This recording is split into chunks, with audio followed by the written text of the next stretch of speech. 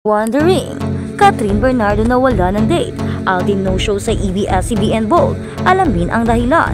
Kung bago ka lang sa channel na ito, huwag kalimutang mag-like, share, comment, and subscribe. Isang malaking usap-usapan sa industriya ng showbiz ang pagkawala ng date ni Catherine Bernardo at ang hindi pagdalo ni Alden Richards sa ABS-CBN Bold ngayong taon. Habang ang lahat ng mata ay nakatutok sa mga kilalang personalidad, ang mga hindi inaasahang pangyayari na ito ay nagdulot ng mga tanong at haka-haka sa mga tagahanga. Ano nga ba ang tunay na dahilan sa likod ng mga pangyayaring ito? Alamin natin ang buong kwento sa artikulong ito. Isa sa mga pinaka-aabangan na okasyon sa industriya ng showbiz bawat taon ay ang ABS-CBN Bowl, kung saan ang mga sikat na personalidad ay nagkikita-kita at nagpapakita ng kanilang mga pinakamagagandang kasuotan. Taong ito ang isa sa mga pinaka-napansin sa aspeto na aspeto ay ang tila pagkawala ng date ni Catherine Bernardo, habang ang ibang mga bituin ay nagpasikat kasama ang kanilang mga partners o kadate. Si Catherine ay nagpunta sa event ng mag-isa na nagdulot ng mga tanong mula sa mga tagahanga. Marami ang nag-isip kung mayroong problema sa relasyon ng actress at ang kanyang love team partner na si Alden Richards. Ngunit sa kabila ng mga haka-haka, ang actress ay nagpakita ng magandang disposisyon at hindi nagbigay ng anumang sinyalis ng alitan. Sa mga naunang pahayag ni Catherine, siniguro niyang walang isyu sa pagitan nila ni Alden at magkaibigan pa rin sila. Kung gayon, ano nga ba ang dahilan kung bakit si Catherine ay dumating ng mag-isa sa bowl? Maaaring ito ay nauugnay sa personal na buhay, kundi sa mga abalang schedule ng mga artista o posibleng may ibang dahilan na hindi pa nililinaw. Samantala, ang absences ni Catherine ay naging paksa ng mga taong ito. Isang mas malaking misteryoso ang nawala na pagkakaroon ni Alden Richards sa event. Ang kilalang aktor na kilala sa kanyang pagiging punctual at maagap sa mga public appearances ay hindi dumating sa nasabing okasyon na nagdulot ng kalituhan sa mga tagahanga. Sa kabila ng mga inaasahang makikita silang magkasama sa Catherine Bowl, wala ni isang post o anunsyo mula kay Alden tungkol sa kanyang absence. Ang dahilan ng likod ng hindi pagdalo ni Alden ay isang issue ng schedule. Ayon sa mga malalapit na sources, actor ay may hindi inaasahang trabaho at commitments na hindi na maaaring ipagpaliban, kahit na may mga nagtangkang nagbigay ng iba't ibang haka-haka tungkol sa hindi dumating ang aktor. Hindi isang personal na issue.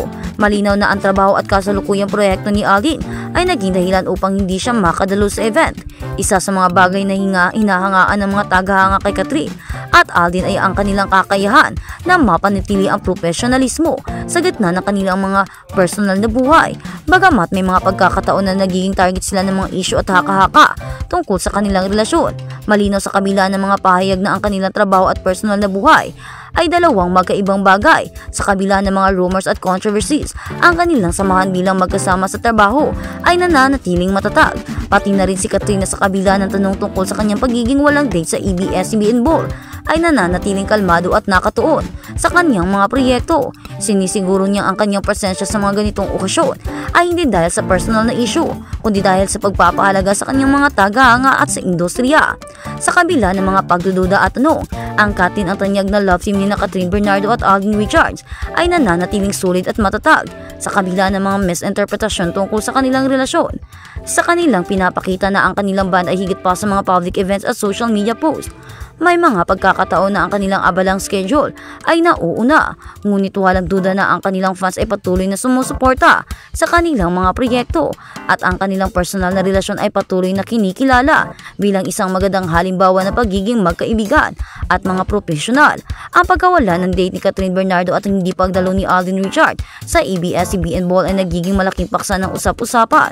Gayunpaman, sa likod ng mga tanong at haka-haka, ang katotohanan ay simple, ang mga bagay na ito ay nagdulot ng abalang schedule at wala namang masyadong malalim na dahilan sa likod ng kanilang absences. Ang kanilang professionalismo at dedikasyon sa kanilang trabaho ay nagpapakita ng kanilang maturity sa larangan ng showbiz. Sa huli, ang Catherine ay patuloy na minamahal at sinusuportahan ng mga tagahanga at ang kanilang pagganap sa industriya ay nagsisilbing inspirasyon sa maraming tao.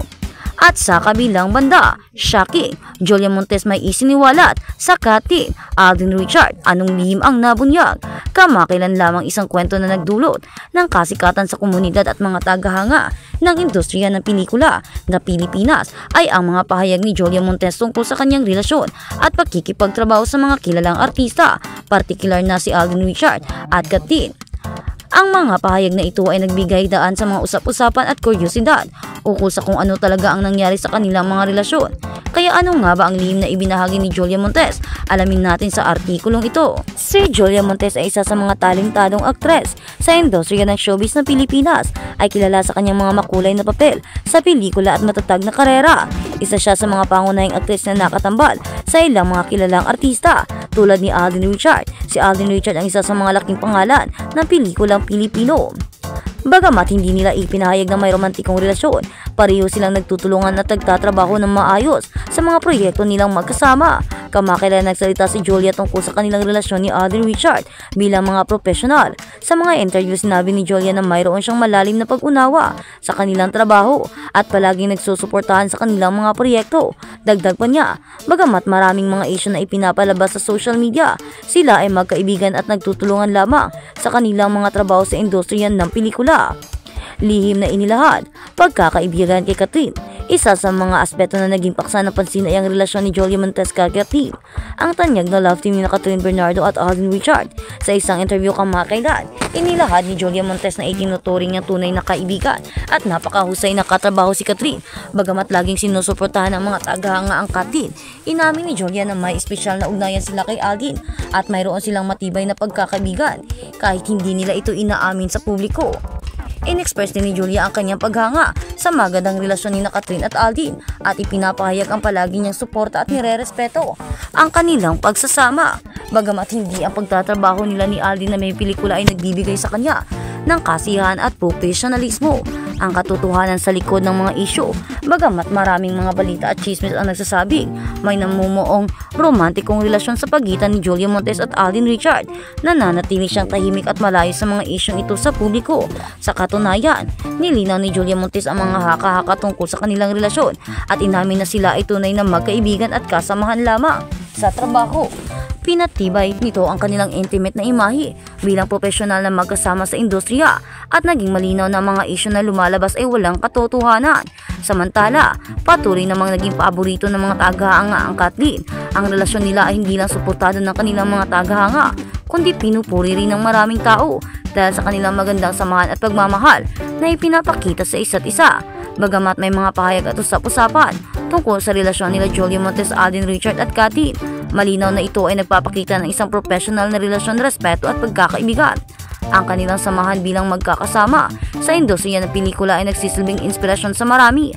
Ang kwento kahit may kasamang mga hindi pagkakaintindihan o mga haka-haka ay hindi malilimutan ng mga tagahanga na patuloy na supa sa kanilang bawat mga proyekto. At masaya ang mga fans na malaman na close pala silang tatlo at masaya silang malaman na dapat daw ganito. Dapat ang pagkakaibigan kahit na hindi magkasama na sa pelikula ay mananatili.